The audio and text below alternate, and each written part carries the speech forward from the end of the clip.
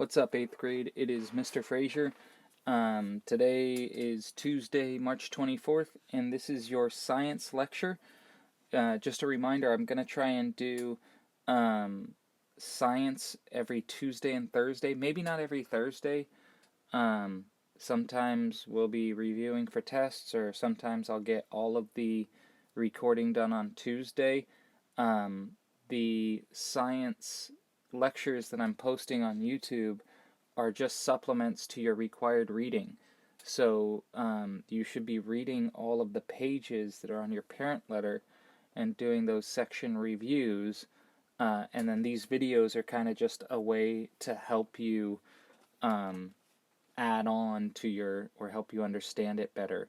So they're kind of supplements, not the main deal. Last week you read about constellations and we were talking about it in class. So all of that stuff about the celestial sphere, about the various constellations like Taurus and Libra and the zodiac line, all of that kind of stuff from your book, you're going to need to know. And then I'm going to start creating these videos kind of to help you out. Hit that subscribe button, ring the bell. If you like what you're listening to, even if you don't like what you're listening to, do it anyways, because God help us, we got to get through this. I hope you guys are all doing well. Can't wait till we're back in class, but for now, we're doing what we got to do and persevering. So today, on your science lecture, we're going to talk about the sun. On Thursday or next week, depending on how much we get done, we will start talking about other stars and galaxies. But today we're just going to talk about our star, the sun. The sun is the only star in the solar system, obviously. And like other stars, the sun is the center of the solar system. Everything that revolves around it, everything, all of the energy that comes from the solar system comes from the sun. It is extremely massive. The comets and the huge planet Jupiter, all of it are orbiting the star, the sun, because it is so massive that its gravity reaches out millions, billions, trillions of miles away to hold things. We are 93 to 95 million miles away. That's so far away that it takes the sun's light almost 7 minutes to get us. And yet, the sun's energy powers every living thing on this planet. You could charge your phone from the sun. So let's hear it for the sun. There it is. There's a picture of it. And the sun's energy comes from its core. The sun is made up of gases, primarily hydrogen, but also helium. And at the different parts of the sun, we'll talk about each one. The core is obviously the center of the sun. And it's those hydrogen atoms that are fusing that give us all of the energy. When you go outside and it's hot, that's from those hydrogen atoms fusing together. That atomic energy, nuclear weapons, it's the same thing. You can think about the sun as like thousands of nuclear bombs going off every second. Those hydrogen atoms are spinning around the core, and when they hit, they fuse together. And in that fusion, they release massive, massive, massive amounts of energy that we're going to talk about. So here's kind of a little diagram. You see at the center, there's that kind of little yellow bulb. That is the Earth, that is the sun's core, and it is the hottest part of the sun. The hottest thing that we can think of is 15 million degrees Fahrenheit. Yeek, that is super hot. All right, other parts of the sun. We got the photosphere. The photosphere, photo means light, so that is light sphere. It is the visible part of the sun, or the surface of the sun.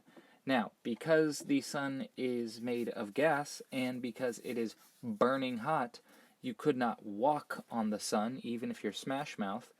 But it is the visible part of the surface of the sun that you can see from Earth, although you shouldn't look at the sun. Now, the sun's photosphere is made up of little, well, they're not little, they're actually huge, but from our perspective, the individual bubbles on the surface. So if you look at that picture, you see it's kind of like speckled or freckled. Each one of those little dots is a granule. Sometimes you'll see they have supergranules, and your book says those are larger convection cells. Now remember that heat can be transferred through 3 different ways. Radiation, which is like light, that can pass through the vacuum of space. Conduction, which is if you touch something hot.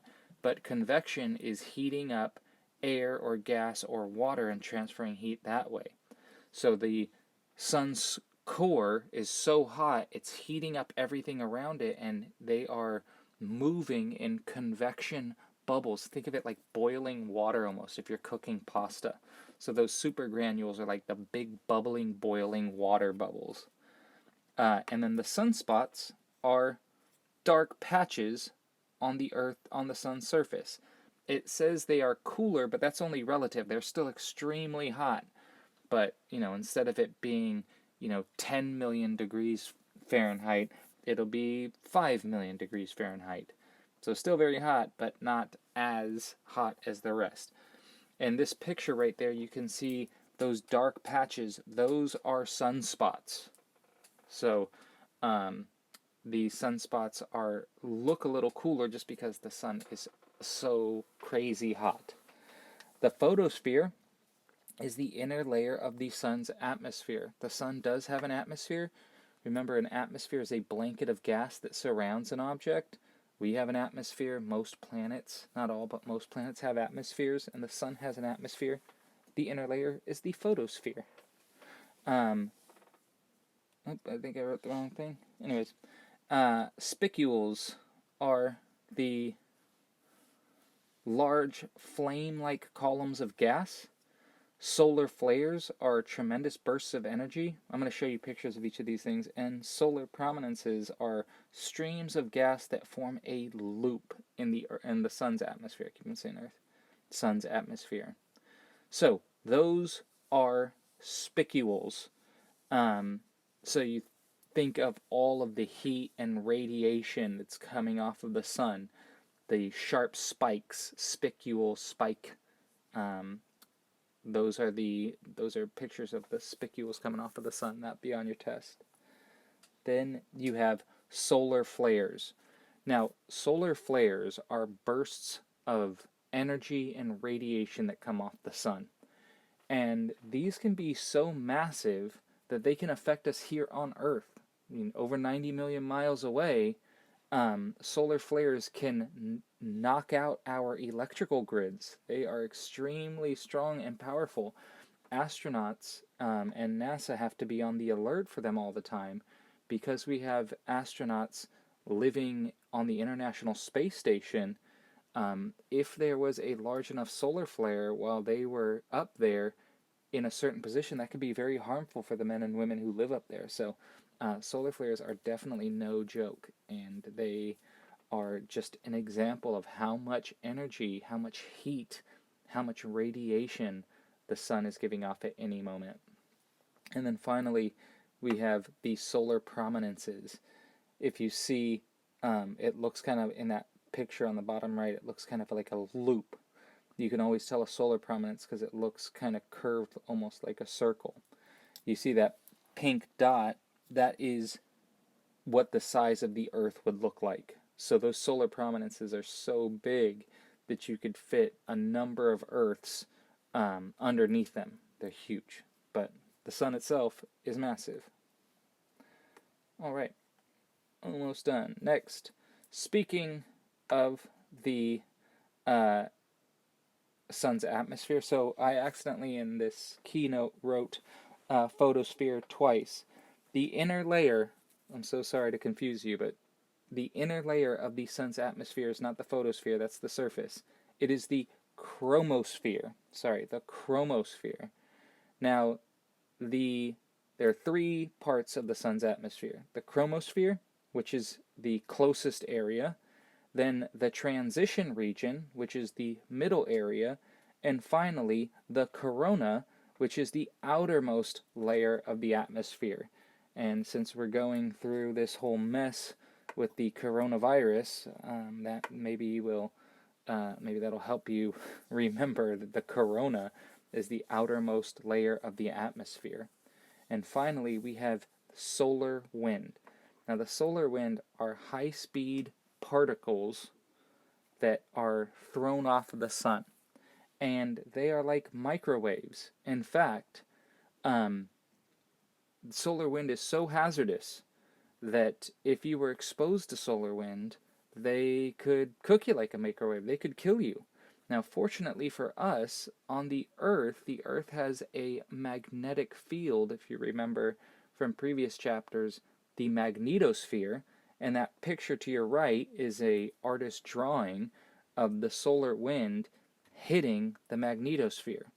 So that solar wind, as it comes shooting off the sun, heads towards Earth, and it is blocked by this invisible force field, the magnetic field surrounding Earth. But even then, some of it gets through, and it's that solar wind particles that get through the radiation in there that gives us sunburns. It can get trapped at the poles, and it creates the aurora borealis, those cool light shows at the poles. But the solar wind is traveling at high speeds, and they are made of radiation, and so they are very, very dangerous. But luckily for us, the magnetosphere keeps us safe. That's all we're going to talk about today for the sun. Remember to keep up your reading. I hope you guys are doing well. And like I said, I can't wait till we get back in school and all of this is behind us. But for now, we're just going to get through it and soldier on. If you have any questions, text me, email me. We'll get through it. And I will see you soon. Goodbye.